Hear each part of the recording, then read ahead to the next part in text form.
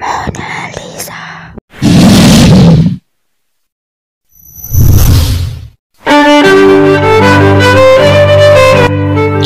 Assalamualaikum Alaniar. Kali ini kita akan membahas info di dunia ini tentang benda. Maksudnya lukisan karya Leonardo da Vinci, Mona Lisa, yang banyak ditelusuri oleh orang-orang di berbagai belahan bumi ini dari masa ke masa. Mona Lisa terkenal dengan senyumannya yang banyak para seniman mengartikan atau mencoba menelaah apa arti dari senyuman misterius Mona dalam bingkainya. Mona Lisa merupakan lukisan paling monumental, misterius, peringkat 1 dan paling mahal. Pernah ditaksir harganya seharga lebih kurang 700 juta US dollar. Wow, tapi why? Mengapa? And siapakah dia? Oke, menurut seorang penulis Australia, George Vasari, yang menjadi subjek dalam lukisan itu sebenarnya adalah orang yang bernama Lisa del Giocondo. Oh gitu, ternyata orang beneran ya yang dilukis. Dikatakan dalam Italia language atau bahasa Italia, Mona artinya nyonya. Jadi artinya Nyonya Lisa. Nah, di sini diterangkan bahwa Nyonya Lisa ini merupakan istri dari Francesco, pedagang kain sutra yang kaya raya di masa tersebut. Jadi pada zaman dulu tuh ada sebuah keluarga yang mengundang Leonardo untuk melukis salah satu anggota keluarganya, yaitu Lisa tadi.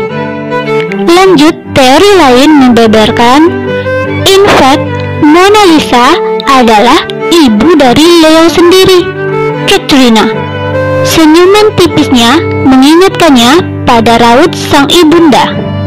Pantesan dikabarkan bahwa Leonardo sering membawa lukisan ini kemana-mana. Next, opini lainnya menyatakan bahwasanya lukisan itu adalah potret dari Leonardo sendiri.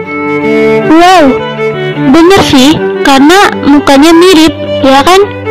Ada version yang mengatakan pengerjaan lukisan itu memakan waktu 3 tahun. Kategori lama sih menurut beberapa orang awam yang bukan pelukis seperti kita, di mana tahun pengerjaannya yaitu berkisar 1503 sampai 1506. Tetapi rentang 3 tahun tersebut, Leonardo menyebutkan bahwa lukisan itu belum selesai.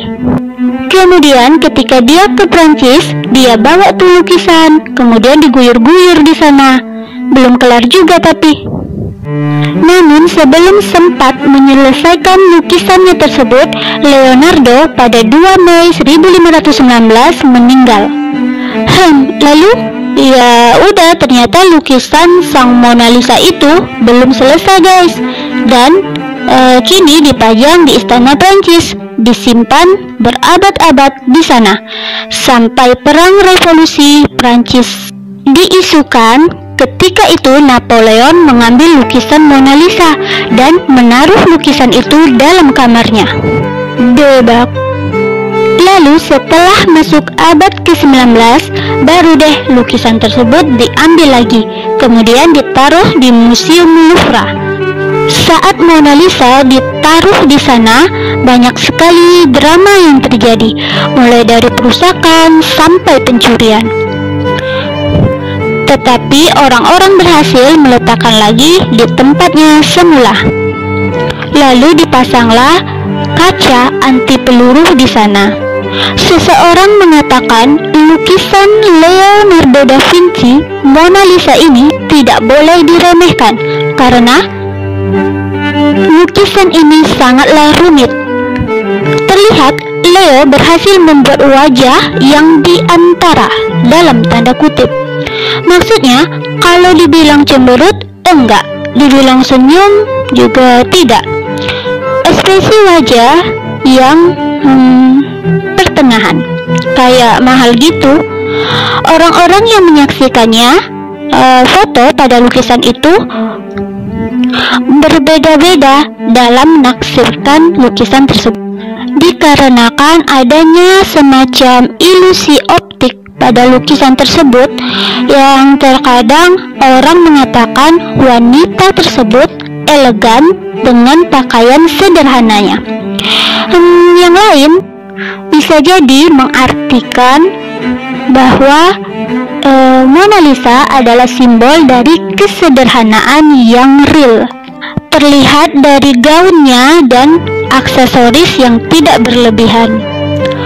Tentunya orang-orang bebas memiliki persepsi masing-masing dalam membangun cerita ketika melihat Mona Lisa ini.